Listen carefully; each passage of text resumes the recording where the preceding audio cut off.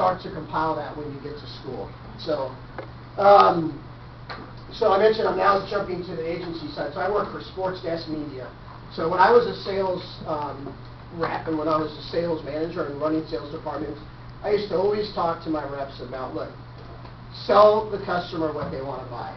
You know, I think so many sports teams get caught up in either total revenue numbers or attendance numbers and things like that. And like, we have to sell this many tickets to get this, and this is what they think they know their fans better than sometimes their fans know themselves. So I used to always talk to my sales reps, look, sell the customer what they want to buy, meet their needs, and then grow them once you get them in.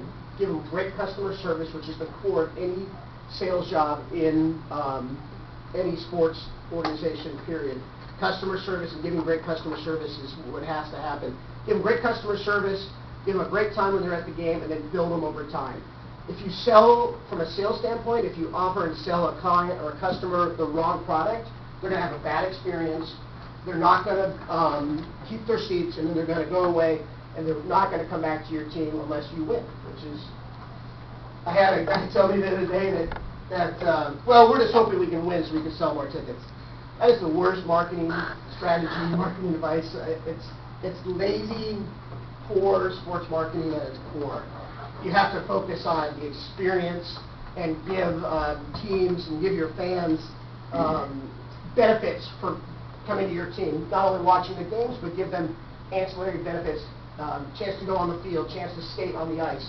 In Phoenix, we did a holiday skate where you just come down and do all your season ticket holders get to skate around. How cool is that to stand in the middle of an NHL arena? In the middle of that, you play hockey, so I mean, how cool is that to stand in the middle?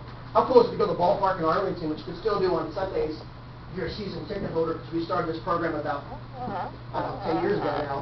You can go down and play catch in the outfield before a Sunday afternoon game, which is cool. I mean, stuff like that is what makes your season tickets more valuable to you as a consumer, right? There's a real kind of buzzword right now in the sports ticket world that you're not a season ticket holder, you're a ticket member. So you try to make your season ticket benefits last all year round. So like in the winter, you might be a Ranger season ticket holder, but you get free tickets to FC Dallas, or in the summer, or Stars, or something like that. Or the Dallas Zoo, we did that with the Rangers. You can get zoo tickets if you were a season ticket holder. Just extra things like that that make your tickets more valuable. So at SportsDesk Media, we're a digital media company. We're helping teams reach and build fans and increase revenue through digital media activation. So what that is, you know, when you're on your phone and you're pulling up a website and then you get a retargeted ad, you might have looked at a pair of shoes a week ago, and then you pull up an ad on Facebook, or you pull up Facebook, whenever you see an ad for that same pair of shoes. That's retargeting, the programmatic retargeting. So at SportsDesk Media, what we're doing is we're doing data analytics on the front end. So we'll pixel and collect data from a team's website, really understand who the DNA of their fan really is, and then make sure we're pitching them the right product.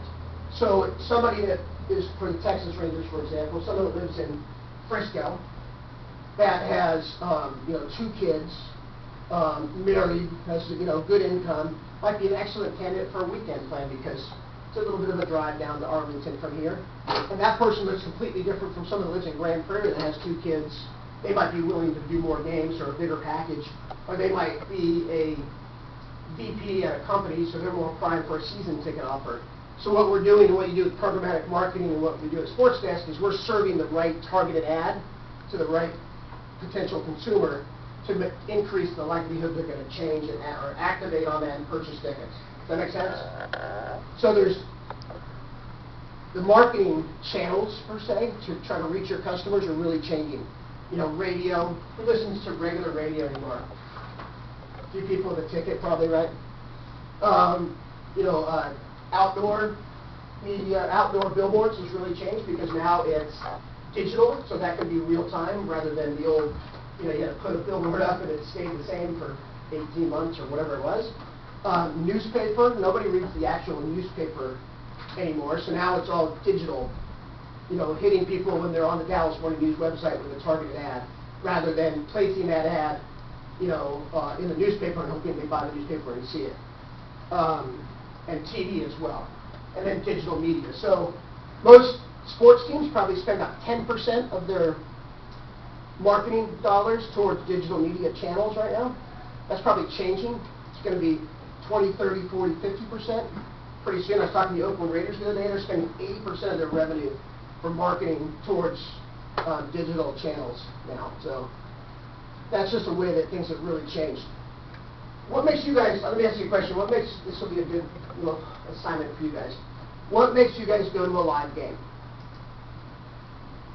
Do you go to a live game? Who's been to a live sports event this year? Why did you go? Why did you decide to go? The players on the team. The players on the team. Why? Who else? Why did you decide to go? It's because I love the team, even though the Rangers are struggling as season tickets now. Awesome. I'm fighting through it.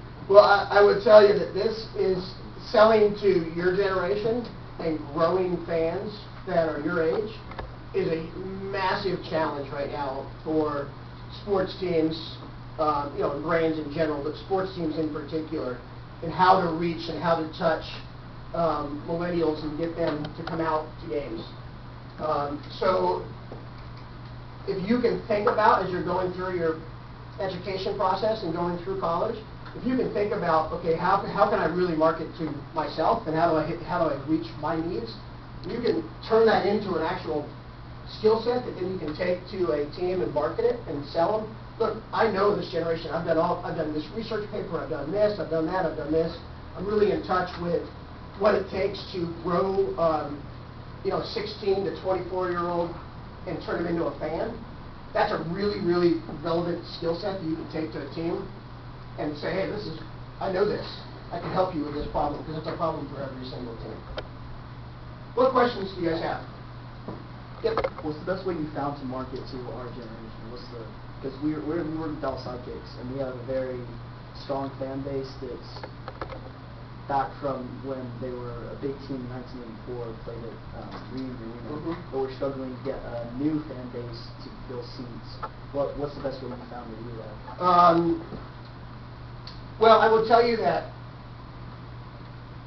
mobile marketing and digital marketing and hitting people on their smartphones with small, easy to activate offers would be one game. You can't sell a season ticket on a smartphone. You can't sell really a partial season ticket as well on a smartphone. So doing very targeted ads and probably doing programmatic marketing and hitting your select target with the right ad on their smartphone is a really good way. This is like Major League Baseball right now. Who's considers himself a baseball fan is number one in here? Number one. Well, not number one. My number two. Who considers number one baseball? One guy. Wow. It's funny because baseball is so long rested on its laurels that we're baseball. We don't really have to market to kids. We don't have to grow the game. Now that they have a new commissioner, I think Bud Selig did a tremendous job in the time he was there. But they have a new guy in the role that's now forward thinking a little bit, and they're making a progressive and targeted approach to try to attract kids your age. And they have the This program right now, or This campaign going on right now. You might see it if you're on Twitter or Facebook or anything, or following MLB. It's just quick little 20-second, 15-second little video snippets that are on your Facebook or your phone, because what that we found is nobody has the time or patience to watch a long video. It's like, I want my news, I want my quick headline. So MLB is targeting with a digital media campaign through BAM, which is Major League Baseball Advanced Media. They're specifically targeting kids with this video snippet, trying to make baseball cool. And it's really, actually, if you follow MLB on Twitter, or you follow them on Facebook, like them on Facebook, you'll see these snippets, and it's really cool. It's not just video or plays, it's just like behind-the-scenes interactions with players and fans and things like that. There was one this morning that it was Mike Trout, who plays for the Angels and probably one of the best players in the game, just kind of calling for a ball and taking it to a fan, to a little kid, and throwing them the ball. And just stuff like that that we're trying to approach that's totally changed their approach over the last few years. And they're also doing a thing which, I don't know how it's going to work, but they're putting weight behind having, baseball to me has always been a family game, and it's passed down from you. Probably your dad was, or your mom was probably a big baseball fan, right? They taught you about the game. So that's really a disconnect that baseball had, that's what they rested on, but they're trying to encourage that by having grandparents. They have a program right now trying to get grandparents to teach their grandkids how to love sports like they do and take them to live games. So, that's just an example of how baseball is trying to hit, kind of both your questions, trying to hit younger generations. Other questions you have? What's the most efficient way to do Programmatic? Yeah, so marketing. What's the best way you found to do it for the least cost possible? Well, so what programmatic marketing is, real quick, is the way that works is we're buying ads behind the scenes. So programmatic marketing is when you're opening up your browser, there's brands and teams bidding for that ad space and that ad unit behind the scenes. And you get it because it's about to expire. When you open your browser and you're on a page, whether it's Yahoo or whatever, there's no ad because nobody bid on that, so it went away, right? So what happens is you can buy that at 30, 40, 50, 60 cents on the dollar by doing programmatic like that, rather than just saying, you know what, I'm going to buy a Facebook banner ad, and here's the price on ESPN or Facebook or whatever, and here's the banner. That's the price, and you're hoping that people come by, or you're going to capture people that are on ESPN for that particular moment in time. What programmatic is, I'm hitting you no matter where you live on the internet. So you might be looking at Yahoo, you might be looking at Dallas Morning News, you might be looking at Texas Rangers. I'm hitting you with an ad right there. So that's probably the most efficient way. There's lots of companies that do this. SportsDesk Media, one thing I really love about what we're doing is we're all sports marketers, and we built a sports marketing company for sports marketing business. I know your challenges. I look at your data and understand who you're trying to hit and how you're trying to target them with offers. So it's different from hiring someone who's just works with Ford or whatever and wants to get in the sports vertical.